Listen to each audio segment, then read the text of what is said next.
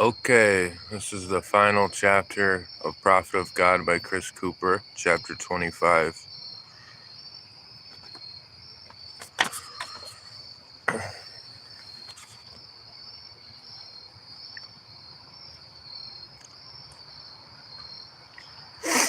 Trevin's 4x4 chewed on the new black asphalt surface surrounding Stymac's convenience store as Jesse twisted the volume control on the display.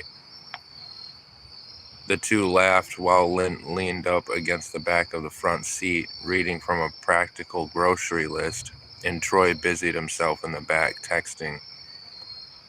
Taking in the guy's orders, Jesse and Trevin scooted into the steel frame doors, conditioning inside the store, kissing their faces as the little dangling bell rang upon their entrance.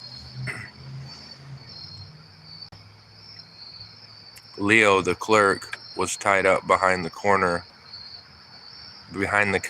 with inventory when the pair approached, spilling a cornucopia of assorted junk food on the shoulder-height counter. "Hey, fellas." "Sup?" Jesse lifts a chin. "Y'all getting ready for the 4th, huh?" Leo chuckled. "Yeah," smiled Jesse. "The Vitales, you know how it is." Leo finished passing the red glow of the register's beeper over the items and punching the buttons. He began opening up. "I'm sorry to hear what went down at the guys just glanced at each other.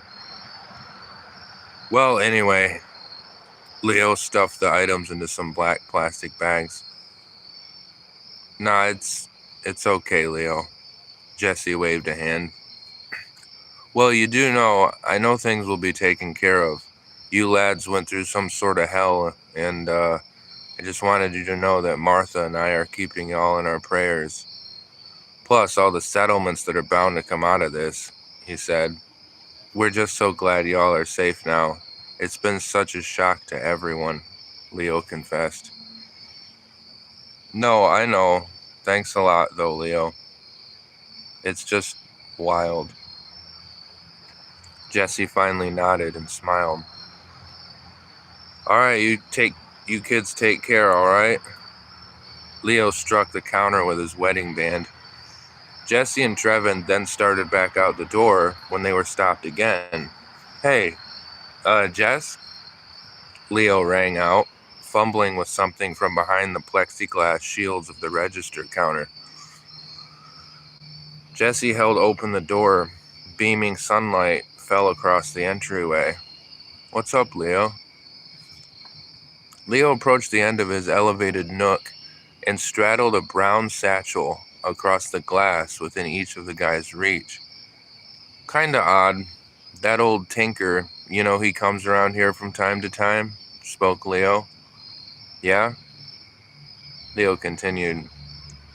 "Well, he left this here, with me, with pretty strict instructions to make sure you got it for some reason, Jess." Jesse held the bag in his hand, shaking it a bit.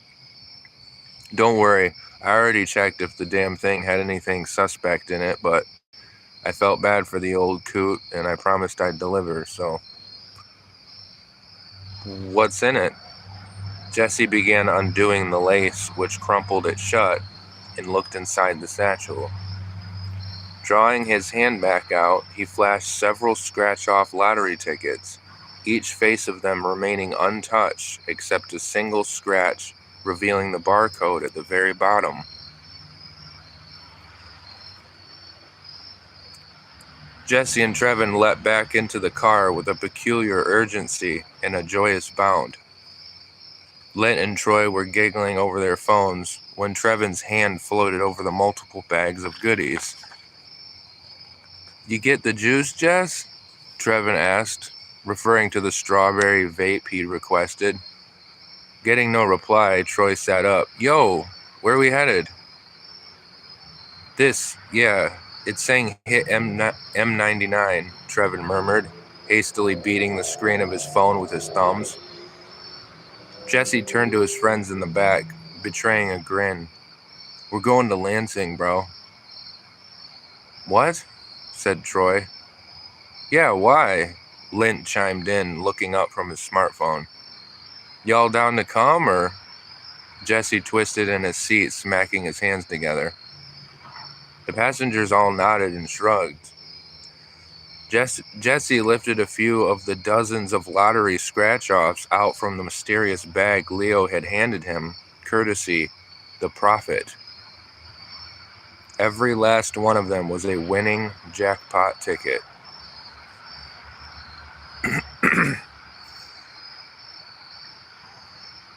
"I thought you quit, Jess," laughed Troy from the back seat as his friend eyeballed him from the glint of Trevin's side view mirror, a lit cigar wedged between his teeth.